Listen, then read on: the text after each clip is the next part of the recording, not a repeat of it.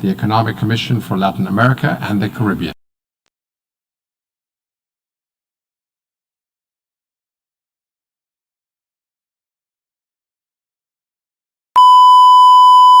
This is the primary audio circuit for the Reuters live service.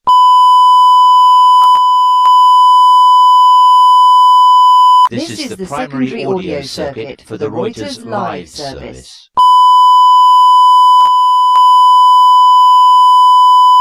This is the primary audio circuit for the Reuters live service.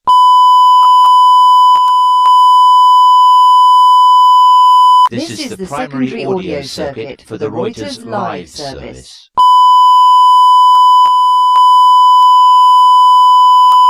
This is the primary audio circuit for the Reuters live service.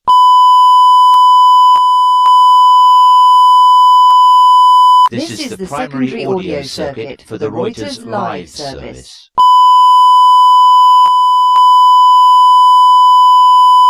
This is the primary audio circuit for the Reuters live service. This is the primary audio circuit for the Reuters live service.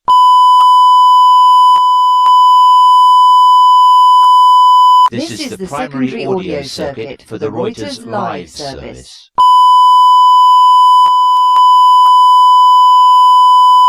This is the primary audio circuit for the Reuters live service.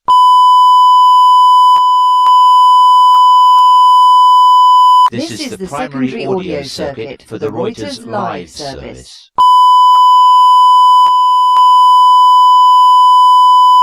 This is the primary audio. Que ha sido grabada por las redes sociales, que además generan más emociones que pensamiento analítico. Pensar el futuro es una forma de crear espacios de encuentro y de análisis para combatir ese cortoplacismo y esa polarización. El Pacto para el Futuro es un gran paso en la dirección correcta para retomar un sistema multilateral que fue diseñado hace más de 70 años y que, como lo ha señalado el secretario general, requiere urgentes reformas, tales como la arquitectura financiera internacional, que no está a la altura de los retos del financiamiento para el desarrollo de hoy día. Los temas de paz, seguridad, ciencia y tecnología, innovación y cooperación digital, juventud y solidaridad intergeneracional y la igualdad de género son temas fundamentales para el mundo y para América Latina y el Caribe. En ese sentido, una de las prioridades de la CEPAL es contribuir con el fortalecimiento de la prospectiva y de la gobernanza anticipatoria de los países de la región. Por ejemplo, estamos creando una red de comisiones de futuro parlamentarias en la región y estamos enfatizando no solo las respuestas a las preguntas sobre qué hay que hacer, sino cómo hacerlo, lo cual nos lleva directo a los temas de capacidades top de las instituciones, es decir, técnicas, operativas, políticas y prospectivas, así como los espacios de diálogo social para gestionar las transformaciones indispensables. El mundo y América Latina necesitan y se beneficiarían de un mundo en paz, de un sistema multilateral fuerte, de un sistema de comercio regido por reglas de colaboración para avanzar hacia el desarrollo sostenible, para avanzar en los ODS y para enfrentar el cambio climático. En nuestro próximo 40 periodo de sesiones de la CEPAL, en octubre en Perú, tendremos la primera oportunidad para conversar sobre la implementación de los compromisos de la Cumbre del Futuro en América Latina y el Caribe. Muchas gracias. I thank the distinguished representative of the Economic Commission for Latin America and the Caribbean and give the floor to the representative of the Inter-Parliamentary Union.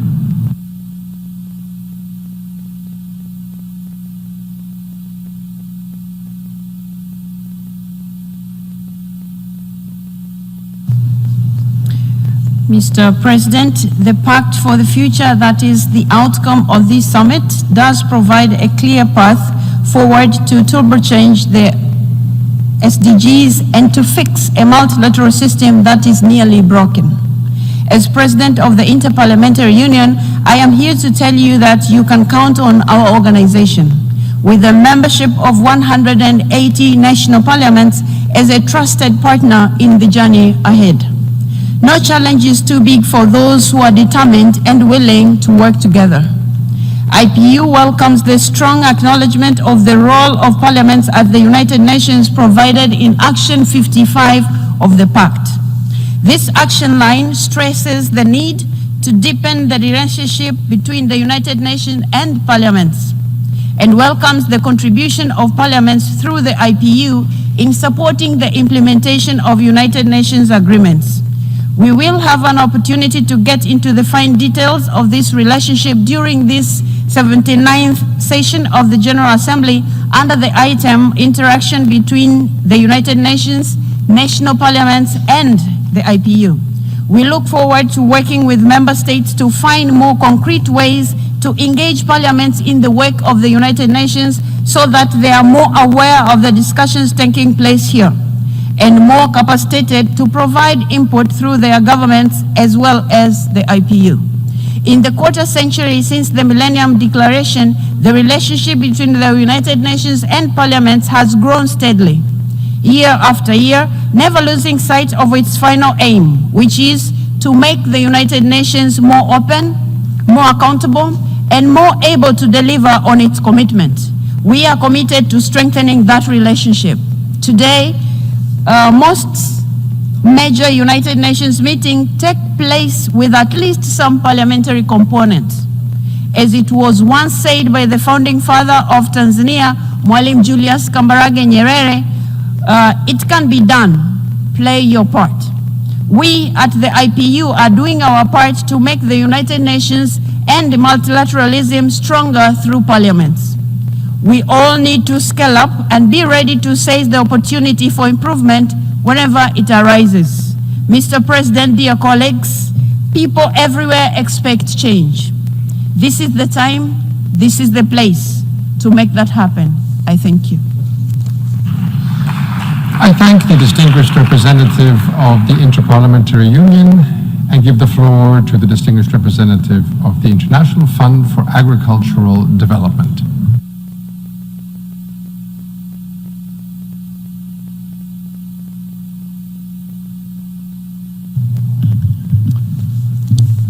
Excellencies, distinguished delegates, IFAD, the International Fund for Agricultural Development, welcomes and supports the outcome of the Summit of the Future. And today I want to reconfirm our commitment to ensure leaving no one behind. In just 7 decades from the creation of the United Nations to 2020, we witnessed a remarkable progress. The prevalence of hunger dropped from 2/3 of the world's population to less than 1 in 10. But for some years now, progress has stalled. Unless we take urgent and drastic action, as many as 600 million people will remain chronically undernourished by 2030. Let us recall the simple commitment at the heart of the 2030 agenda. We will leave no one behind. This also includes the 3.4 billion people living in rural areas. Most rural people in the world depend on small farms for their livelihood. Half of our food comes from these small farms. Yet, hunger and poverty remains concentrated in the rural areas. Rural communities are the stewards of our land and of our water. In our fight against hunger, poverty, and climate change, they must also be part of our first line of action. Esteemed delegates, we must seize the momentum offered by the Summit of the Future to increase and scale up the investments in these rural areas where poverty is concentrated. And we need more than just the financing. We need investments that are targeted and that are effective. We need especially to reach the people and the countries that are most in need. Today, less than 1/3 of development finance for food systems reaches the least developed countries. Equally concerning, less than 1% of climate finance reaches the small farm holders who are at the forefront of our fight against climate change. Looking ahead to next year's International Conference on Financing for Development, we need targeted investments that respond to individual countries' realities and that drive long-term sustainable impact. This will require an increase in concessional resources, especially for the poorest and most indebted countries, as well as catalyzing private sector investments. IFAD is the only United Nations specialized agency, an international financial institution with the clear mandate to invest in rural people. And we stand ready to play our part. Thank you very much. I thank the distinguished representative of the International Fund for Agricultural Development. And I now give the floor to the distinguished representative of l'Organisation Internationale de la Francophonie.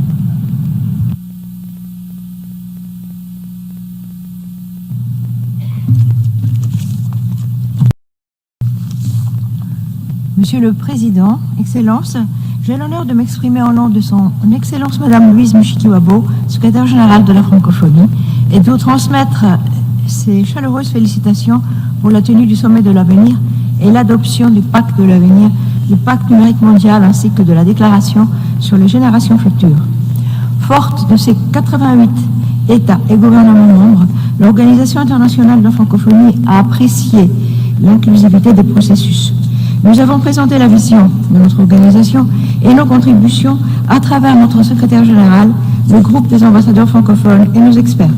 La francophonie œuvre constamment pour un multilatéralisme revigoré. Pour y parvenir, elle a exhorté la communauté internationale à refonder les valeurs auxquelles le mouvement francophone est si profondément attaché. Solidarité, équité, plein respect de la diversité. C'est le sens du plaidoyer que nous avons mené en vue de la due prise en compte de la diversité culturelle et linguistique dans le pacte numérique mondial, premier instrument de portée mondiale consacrant les principes qui gouverneront l'espace numérique de demain.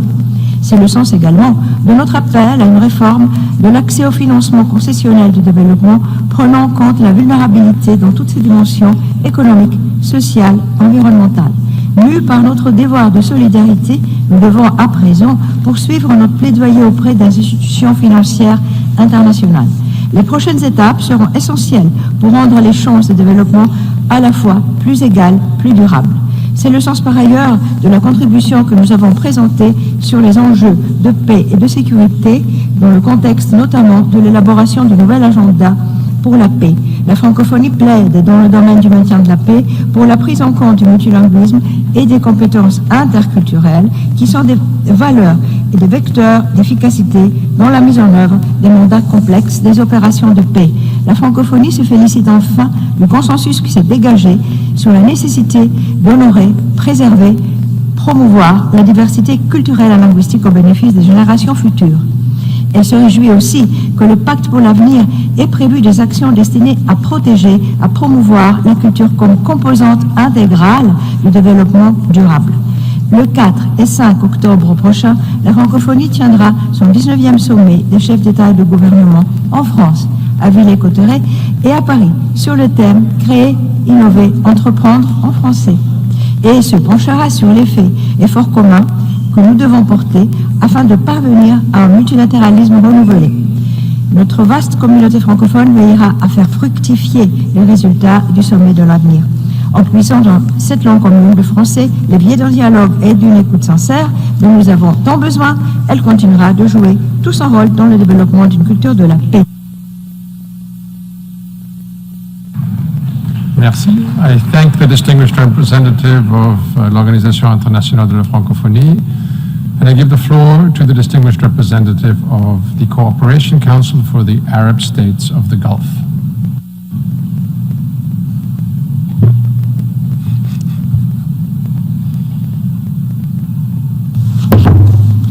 سيد الرئيس، السلام عليكم ورحمة الله وبركاته.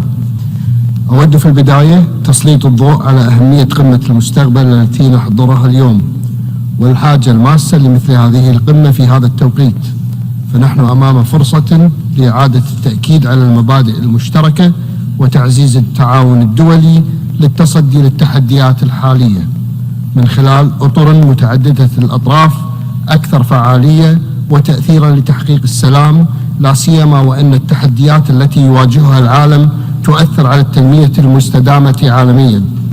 ومن هذا المنطلق سأعرض عليكم بإيجاز موقف مجلس التعاون لدول الخليج العربية من ميثاق المستقبل.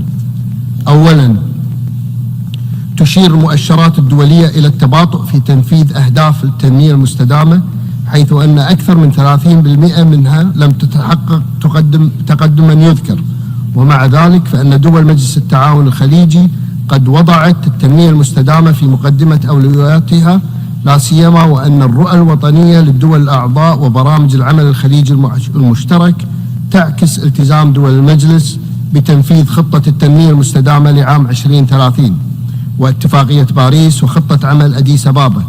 كما تؤمن دول المجلس بأهمية دورها التنموي من خلال الشراكات الدولية لدعم الاستدامة والمساعدات الإنمائية، حيث يبرز دور المجلس في تقديم المساعدات الإنسانية لأكثر من 90 دولة حول العالم.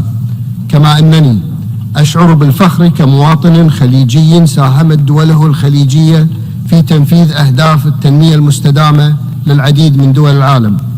ثانياً، يعرب مجلس التعاون عن تأييده لمبدأ تعزيز السلام والأمن الدولي والوارد في ميثاق المستقبل، ويؤكد دعمه لمبادئ الشرعية الدولية الداعية إلى حل الخلافات بالطرق السلمية واحترام سيادة القانون وسيادة الدول.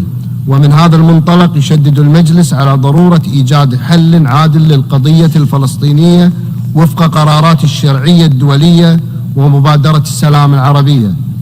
ثالثاً، تعزيز النظام الدولي للأجيال الحالية والمستقبلية هو أمر بالغ الأهمية، وكما قال السيد أنطونيو غوتيريش: لا يمكننا بناء مستقبلنا بنظام تم بناؤه لأجدادنا، لذا يجب تضافر الجهود لمواكبة التطورات وضمان تلبية احتياجات الحاضر والمستقبل.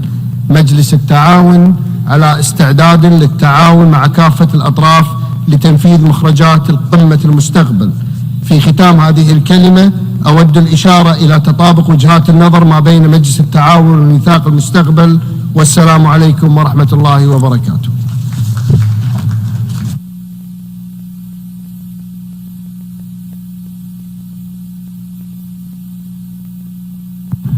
I thank the distinguished representative of the Cooperation Council for the Arab States of the Gulf, and I give the floor to the distinguished representative of the United Nations Population Fund.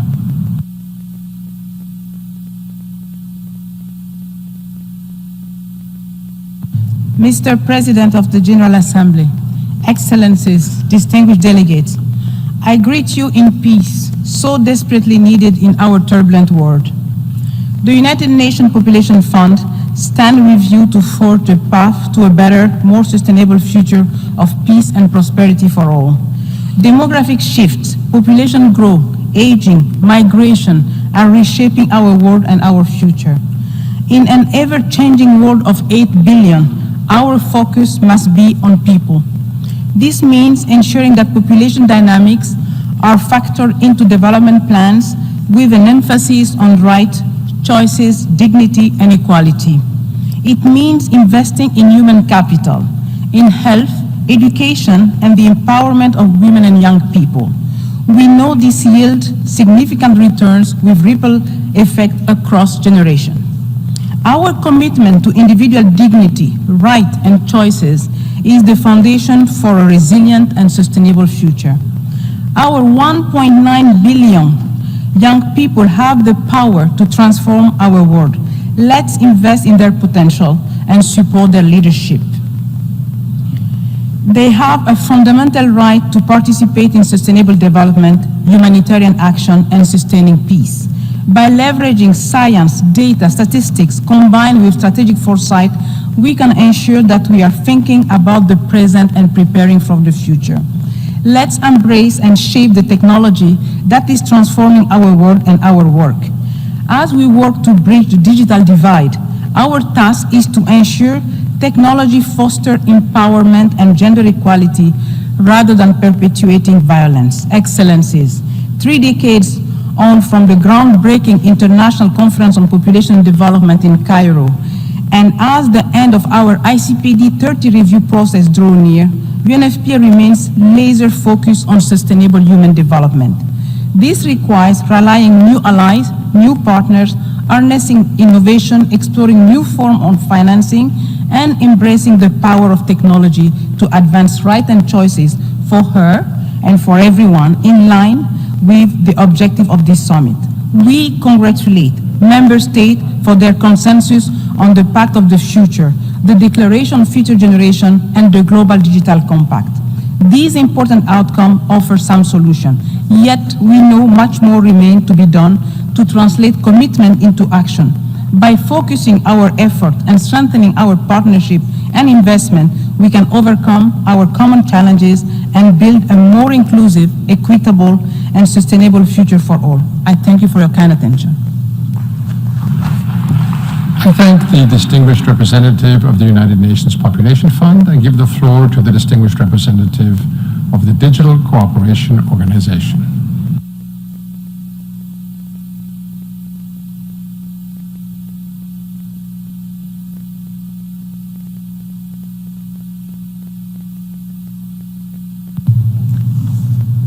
Mr. President, Excellencies, ladies and gentlemen, I would like to express my gratitude to Secretary General His Excellency Antonio Guterres and the co-facilitators for their efforts in bringing us to this pivotal moment.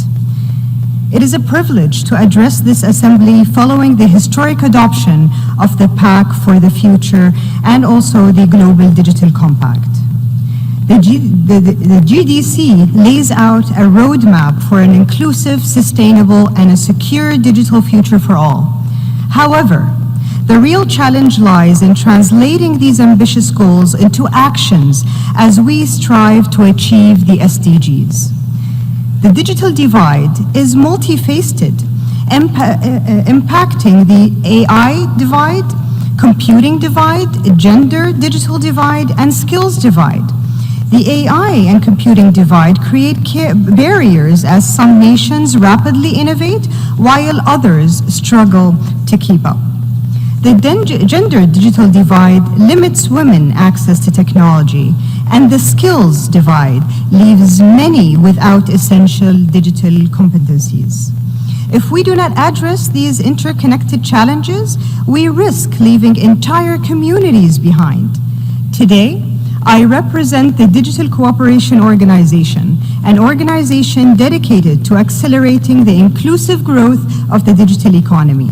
Our 16 member states across Asia, Europe, Africa, and the Middle East represent over 800 million people, 10% of the global population, with 75% under the age of 30. We're committed to empowering our member states to transition from consumers to producers and innovators in the digital age. As a connector and facilitator and advisor, we ensure that everyone is equipped with the tools to succeed in the digital age. It is here at the Summit of the Future that we launched the Digital Economy Navigator, an innovative tool providing insights on digital economy performance across 50 countries. This initiative is just one of the ways where we are turning the GDC in principles into action. But while then is a vital resource, it is only the beginning. We just started. We must foster collective efforts to the GDC's ambitious goals, objectives, and commitments. I call upon every country, every individual, every organization to foster this digital navigator and to join forces in this critical endeavor. Let us create a future where everyone, everywhere can thrive. I thank the distinguished representative of the Digital Cooperation Organization and give the floor to the distinguished representative of the Organization of Ibero-American States for Education, Science, and Culture.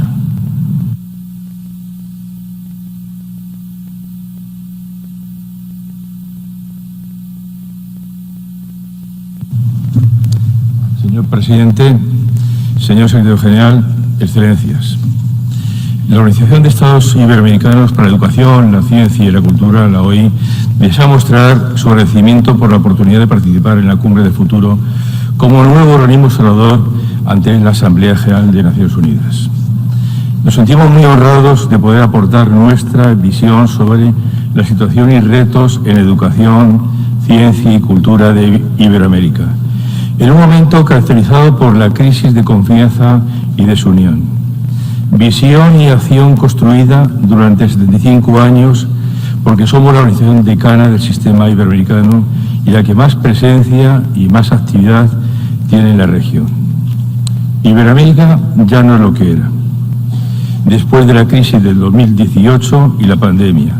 Una crisis que nos compromete a una transformación profunda y digital. Los avances en el cumplimiento de los ODS alcanzan el cumplimiento del 22%, frente al 15% de la media mundial, porque, en último extremo, las urgencias locales postergan los cumplimientos estratégicos que anhela nuestra región.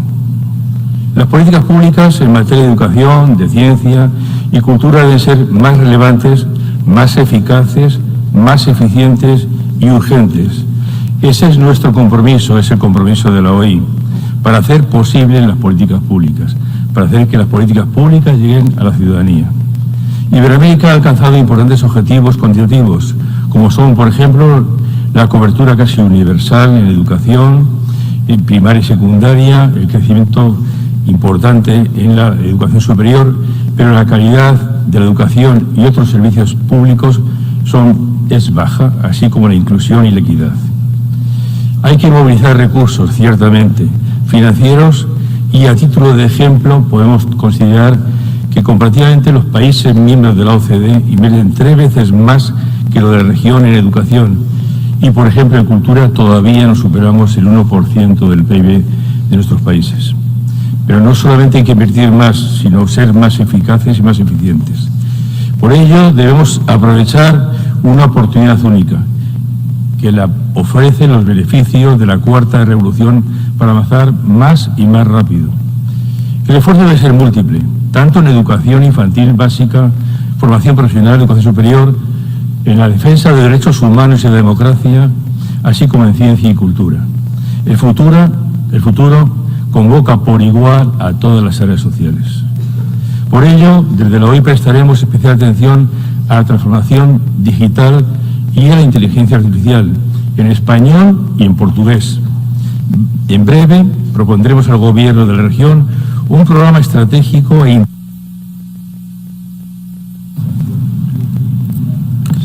I thank the distinguished representative of the Organization of Ibero-American States for Education, Science and Culture, and give the floor to the distinguished representative of the International Union for Conservation of Nature.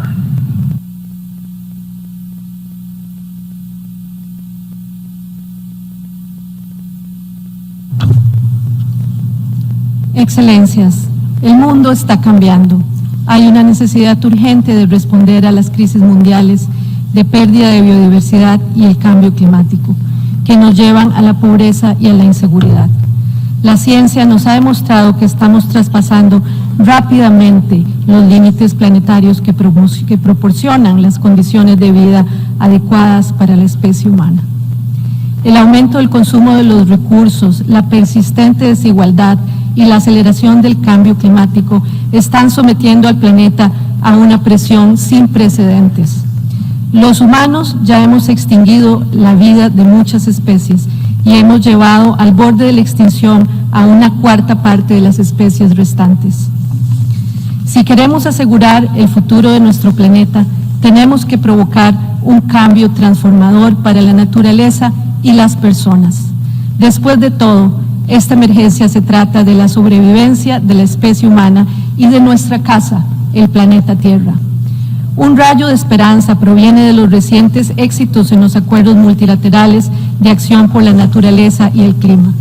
El Marco Mundial de Biodiversidad de Kunming-Montreal y el Tratado de Alta Mar son logros significativos que demuestran que la comunidad internacional y el sistema multilateral funcionan y pueden lograr el cambio radical que necesitamos. Lo esencial ahora es la aplicación de estos y otros acuerdos clave. Tenemos que situar a la naturaleza en el centro de los sistemas sociales y económicos mundiales, cambiar la relación entre las personas y la naturaleza, de modo que la naturaleza ofrezca soluciones a las personas y las personas disfruten de los beneficios que nos da la naturaleza de forma equitativa y eficaz.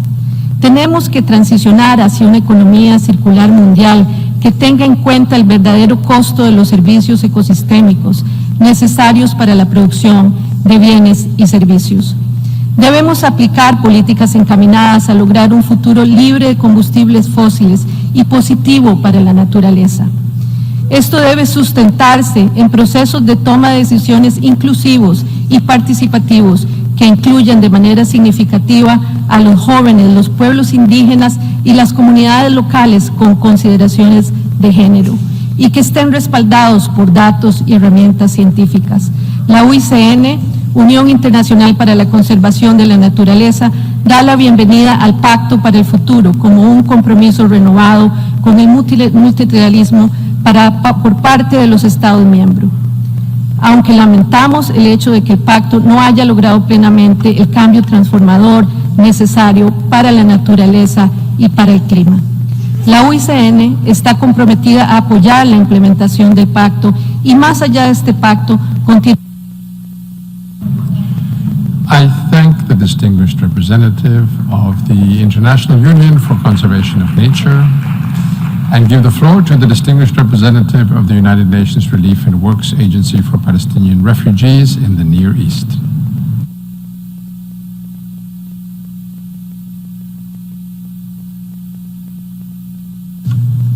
Mr. Chair, Excellencies, we have gathered here to shape our collective future. We do so amid seismic geopolitical shifts that are fiercely testing the international institutions and instruments we have relied on for 3/4 of a century. We have an opportunity to reaffirm the values and principles that have served us well and to pursue meaningful reform where needed.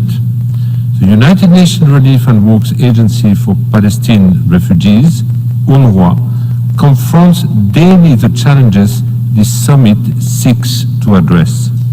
For 75 years, UNRWA has provided human development services for generations of Palestinian refugees in the occupied Palestinian territories, Lebanon, Syria, and Jordan. Millions of children have been educated in our schools, which equip them with the values, knowledge, and skill they need to thrive. Our education program has reached gender parity and teaches value of human rights and tolerance. UNRWA's education outcomes are among the best in the region and at the lowest cost per student.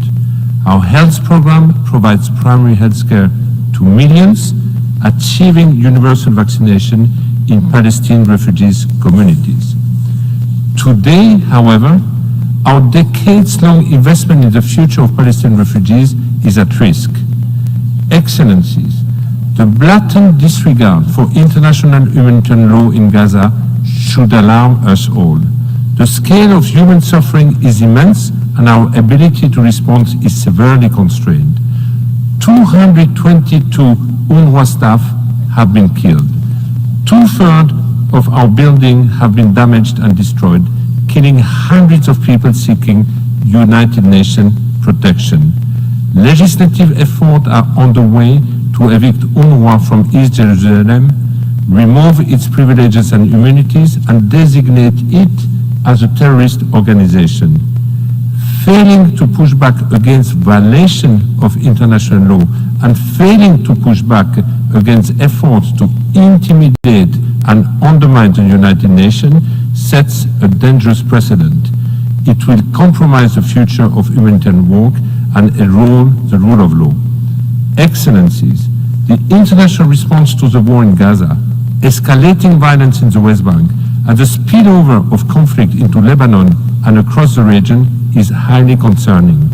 International law is implemented selectively or not at all, reinforcing perception of inequality and injustice. Dehumanization is rampant in public discourse.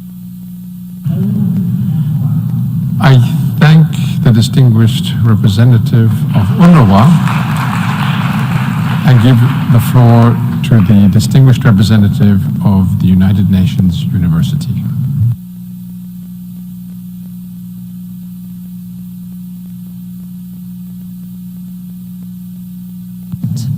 Excellencies, distinguished delegates, we find ourselves at a critical moment in history, an intensifying climate crisis, growing inequality, endemic violence, and the emergence of new technologies are entrenching old divisions and creating new fault lines that threaten the cohesion of our societies.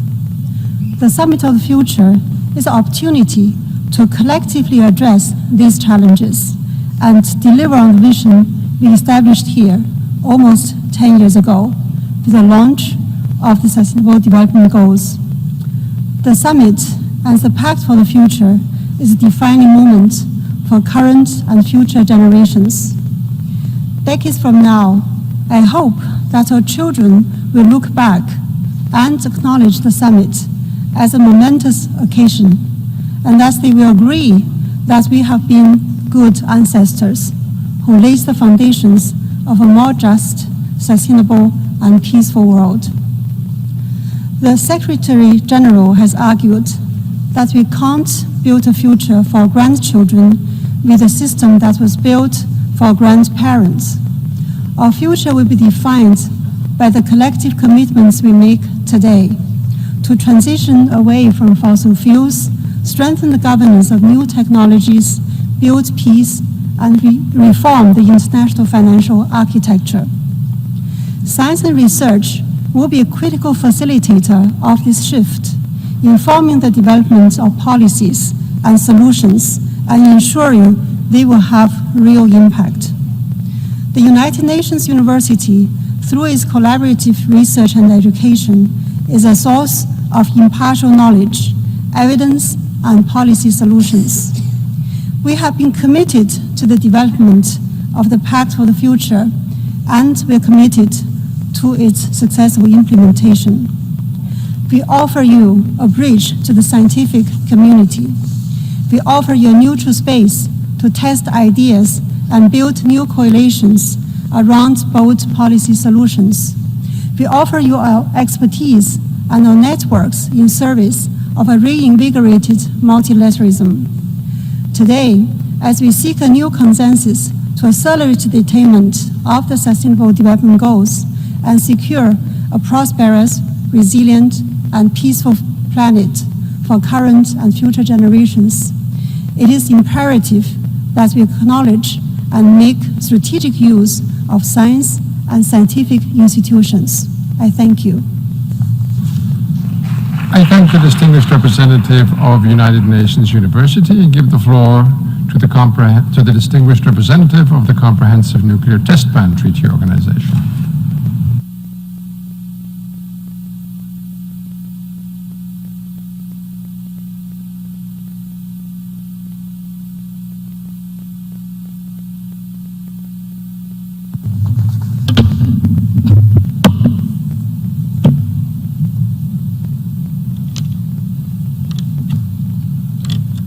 Chairperson, Excellencies, distinguished delegates, the future is a big place. Where will we live in it? The good areas or the bad areas? That's up to us. But one thing for sure is that if there is a return to nuclear weapon testing, our shared future will not be bright. There were 900 nuclear weapon tests between Hiroshima in 1945 and the signing of the Nuclear Non-Proliferation Treaty in 1968. But even then, the nuclear tests kept going, an average of one a week for over 25 years. In the future, what if we return back to a renewed nuclear armed race? Or there's a catastrophic miscalculation? Or we're just unlucky? A pact for the future is a shared vision for a better present and a safer future. In the safer future, the Comprehensive Nuclear Test Ban Treaty is vital. The CTBT is smart. Our international monitoring system network of sensors is a scientific wonder, so sensitive. The CTBT is transparent. States know that we'll detect any test and fast. We'll know where it has happened. And the CTBT has worked. Under the CTBT, there's been only a handful of nuclear tests this century. Remarkably, all this when the treaty has not yet entered into force. These are worrying times, even dangerous times, with reports of enhanced activities at former nuclear test sites, of threats of the use of nuclear weapons. Or we're creating a bright future. We cannot do that if we're heading into nuclear war. A big step towards achieving this is ending nuclear testing once and for all. The future is a big place with big issues to consider. That's what this summit has been all about. Climate, migration, preserving the environment, the future of multilateralism. Major change usually requires major investment, but stopping nuclear tests costs so little. All it takes is our collective will and then the action of a few. There is no exaggeration, the CTBT is a great shared achievement. If this summit moves all the nations of the world towards making I thank the distinguished representative of the Comprehensive Nuclear Test Ban Treaty Organization, and I give the floor to the distinguished representative of the International Trade Center.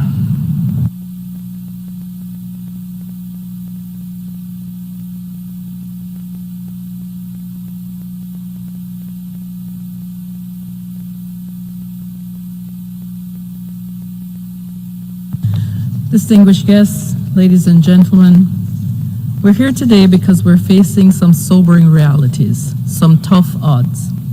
When the Sustainable Development Goals were adopted, it was a moment hailed globally as the dawn of a new era for international cooperation, one that would finally lead to a better, fairer world. But as we've learned in the years since, achieving transformation on this scale is no mean feat. And it becomes even harder when crises seem to darken every horizon. Now, too often, it is easy to fall prey to pessimism, to see the world before us with so much human suffering and loss of life, with an ever-warming climate and mounting conflicts, and fear that things may never get better. But when I think of the small business leaders and the member states that we serve at the International Trade Center, it's clear that we don't have to look very far to see what a new world could and should look like. These small business leaders don't have the luxury of saying that it's too hard, and they already live and breathe the values that the SDGs were designed to uphold. These small business leaders are women who are running firms that tackle challenges ranging from food security to healthcare. They're refugees who are finding new ways to support their families through digital tools while sharing their expertise with the world. They are young people who are teaching us how to safeguard our natural environment while creating new jobs along the way. They've inspired me to come before you today and make this request, that when we leave Turtle Bay and begin putting this pact for the future into motion, that we ensure that the world's small businesses are front and center in every decision that we take. We cannot afford to do anything less. On behalf of the International Trade Center, we welcome the Pact for the Future, the Global Digital Compact, and the Declaration on Future Generations. We're already acting on many of the commitments laid out in these documents, from supporting more small businesses to take full part in the digital economy, to championing youth entrepreneurship, to supporting the vision of UN 2.0. It's why we brought young innovators to New York this week to celebrate their solutions for saving our planet at the Youth Ecopreneur Awards. It's why we're showcasing some of the work underway under ITC's Digital Moonshot, our big strategic push to ensure all small businesses can take full part in the digital economy. And it's why I can promise you this, that we at ITC will never shy away from doing the hard work of making sure this Pact for the Future delivers for those who need it most. Thank you very much. I thank the distinguished representative of the International Trade Center, and I give the floor to the distinguished representative of the United Nations Entity for Gender Equality and the Empowerment of Women.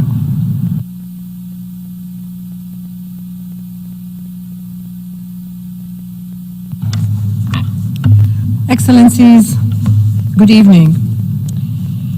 As you convene here for the Summit of the Future, we join you in applauding the world's commitment to reinvigorated and more networked multilateralism. We see a commitment to advancing gender equality and the rights of women and girls across the Pact for the Future and its annexes. And yet, the summit comes at a time when the crisis of women's rights preoccupies us, when we are all seized of the need to accelerate progress towards the 2030 agenda, and when the evidence has never been more clear or compelling for SDG 5 as the accelerant to the entire 2030 agenda. Our latest data unpacks concerning ways in which we remain off track. Without change, without acceleration, it will take 137 years to eradicate extreme poverty for women and girls, 68 years to eradicate child marriage, 39 years for gender parity in parliaments. Excellencies, next year we will commemorate the 30th anniversary of the Beijing Conference and its platform for action. It remains the most widely endorsed and visionary agenda for women's rights in history. The best way to commemorate this and to deliver promises of the Pact for the Future is to implement real change in the lives of women and girls and critically to deliver on peace. Time to silence the guns everywhere. That is why UN Women is putting forward a plan for Beijing Plus 30 that is closely aligned to the ambition of the Pact for the Future. First, we will work with member states and other stakeholders to advance high-impact, high-return on investment priority actions at country level that will accelerate Agenda 2030. Second, we will work to ensure more resources for the crucial role of civil society across all gender equality issues. Finally, we are echoing your call for a stronger multilateral system as a force for real change in the lives of all women and girls. We must and can make the choice to collectively leverage this moment and galvanize the will, commitment, and resources needed to get back on track. UN Women looks forward to joining you all in this endeavor. Thank you. I thank the distinguished representative of UN Women and give the floor to the distinguished representative of the United Nations Children Fund.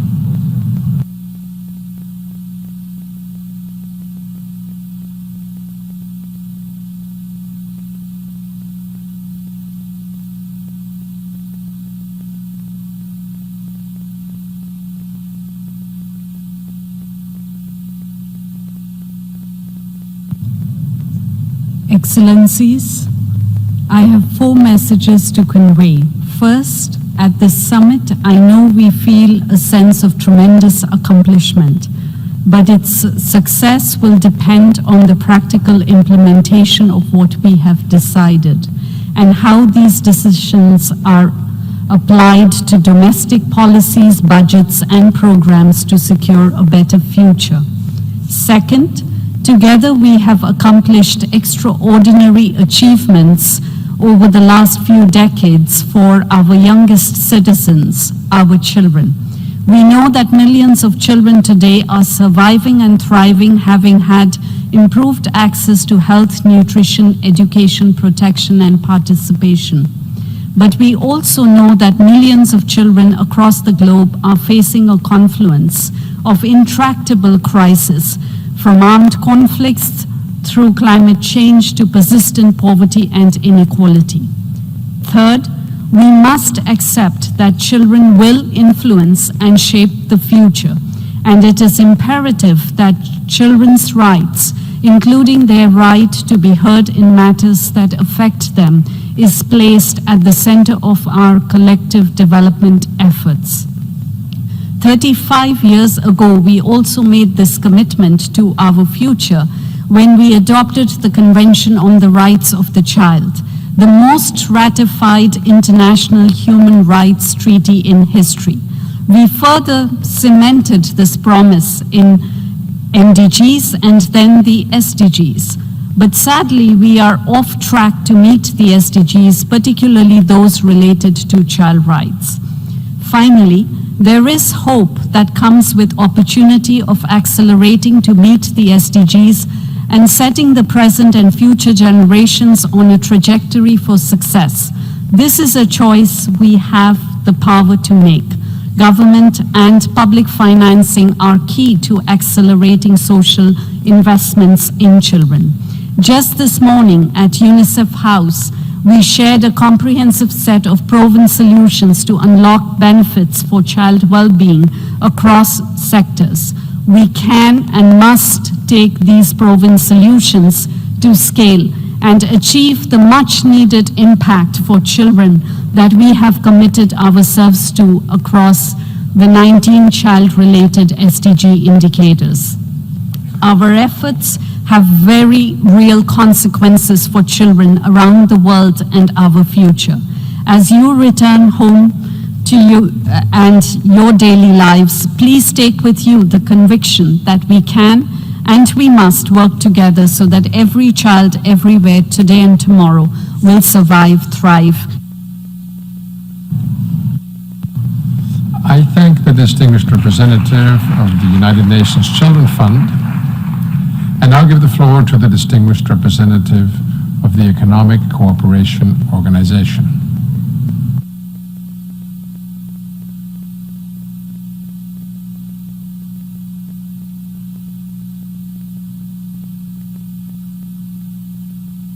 Mr. President, the Global Pact that we forged 80 years ago through the adoption of the UN Charter and its principles gave almost uninterrupted peace and prosperity to our successive generations for decades.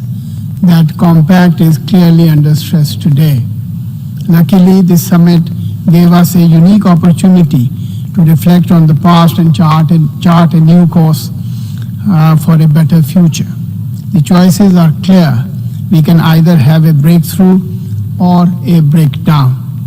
By successfully negotiating and adopting the Pact for the Future, we have not only highlighted the significant challenges facing humanity, but also made commitments to effectively deal with these challenges. Through this summit, we are also reaffirming the UN Charter, committing to reinvigorating multilateralism, boosting implementation of our commitments, and restoring trust among member states. We are happy to see that the summit has also prioritized technology through the Digital Compact. In an era where our ability to reach common ground to tackle pressing challenges is getting constrained, cooperative regionalism is the way forward as a building block for an inclusive and more effective multilateralism. UN is and must remain at the center of all our efforts in pursuing stronger cooperation and reinvigorated multilateralism. However, the work should start at the regional level to build a strong foundation for lasting international peace and security. Therefore, strengthening regionalism would serve the purpose of enhanced multilateralism, where our hopes and aspirations for better tomorrow are rekindled.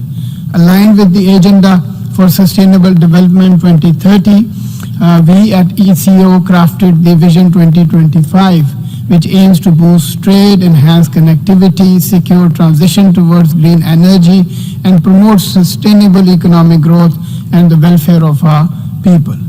The ECO is also in the process of finalizing its post-2025 strategy, where we would incorporate the outcomes of this summit. The ECO is committed to enhancing regional collaboration and positioning itself as an active player on the global stage. We firmly believe that better connected and more integrated regions capable of working together to address their peace, security, and development-related challenges only make the reinvigorated multilateralism easier to achieve. It is therefore time to prioritize regionalism. We cannot build a solid foundation for multilateralism without strengthening. I thank the distinguished representative of the Economic Cooperation Organization. And I give the floor to the distinguished representative of the Universal Postal Union.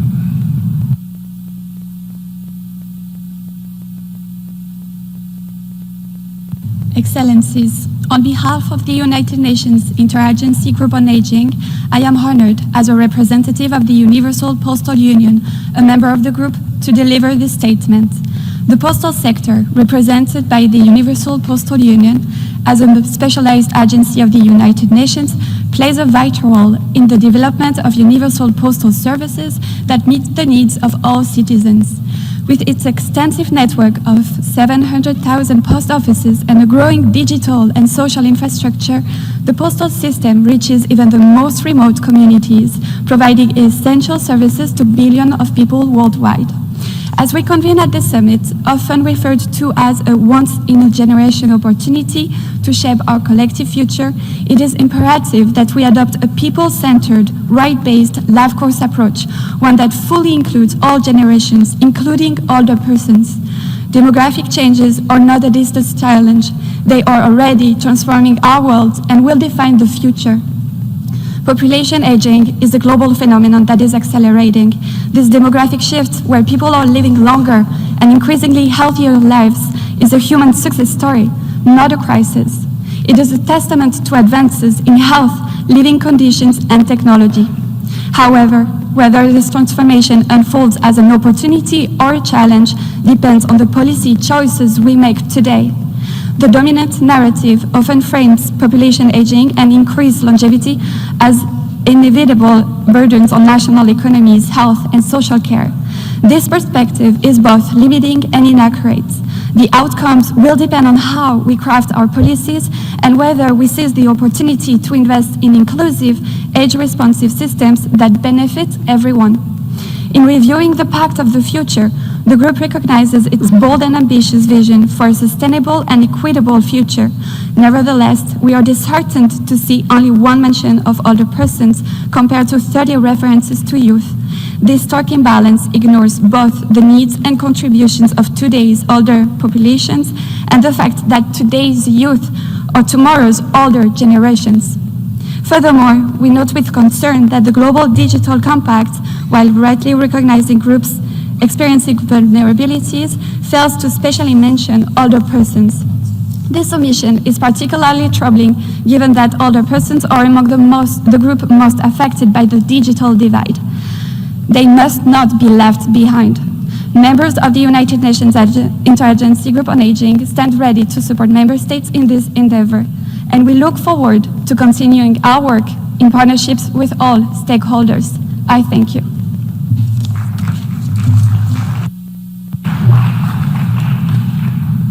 I thank the distinguished representative of the Universal Postal Union.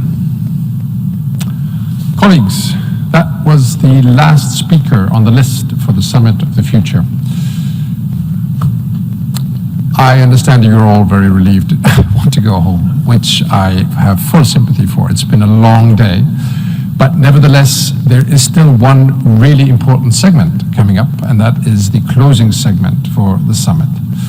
And we will therefore suspend the meeting now until 8 o'clock. It's just 10 minutes or so.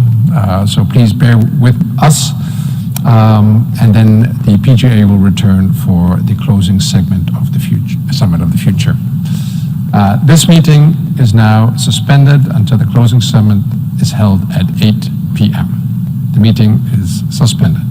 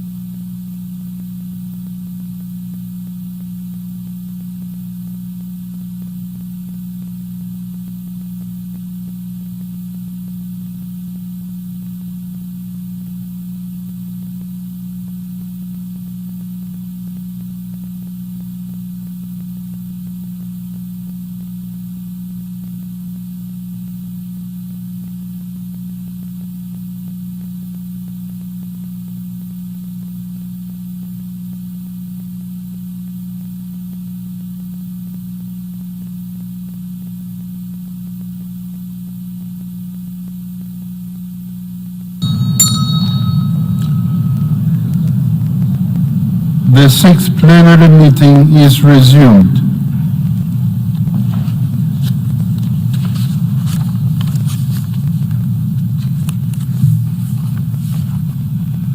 Your Excellencies, Heads of State and Government, Mr. Secretary General of the United Nations, ladies and gentlemen,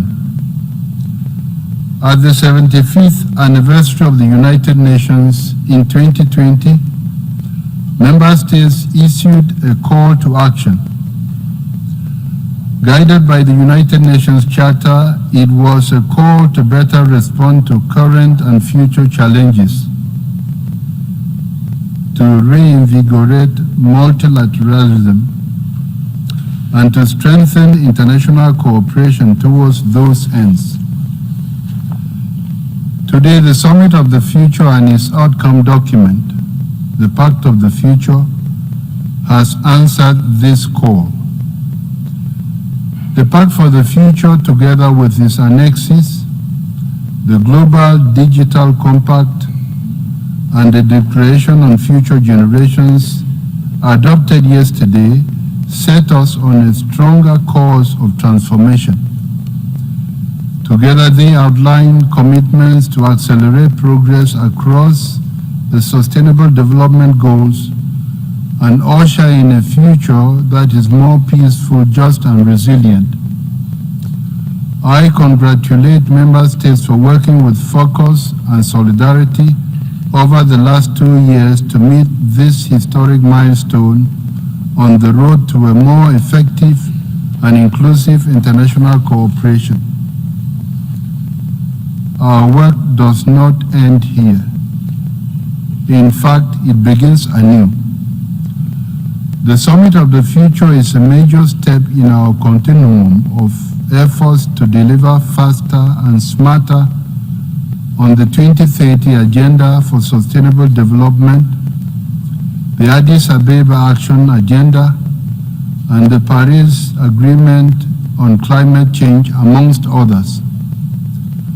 And it must propel our collective ability to deliver well in the future, including at the third United Nations Conference on Landlocked Developing Countries in December, the fourth Financing for Development Conference in July 2025, and the second World Summit for Social Development in November 2025. Throughout, stakeholder support and ownership of implementation will be critical to sustaining action at national and regional levels. It is my sincere hope that the views and ideas exchanged during the summit will inspire further initiatives in your respective countries and regions, as well as here at the United Nations. As we close the Summit of the Future, I urge all member states to continue to push for decisive action and to create meaningful progress. We must never lose sight of the lives already lost under the weight of poverty, hunger, and want. We also must never lose sight of those still suffering amid the torrents of conflict, violence, and deprivation. And finally, we must never lose sight of those future generations to whom we owe our best efforts to create a world that uplifts and empowers all of humanity, leaving no one behind. I thank you.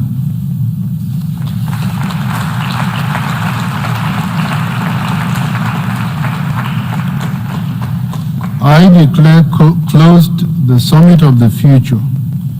The General Assembly has thus concluded this stage of its consideration of Agenda Item 123. The meeting is adjourned.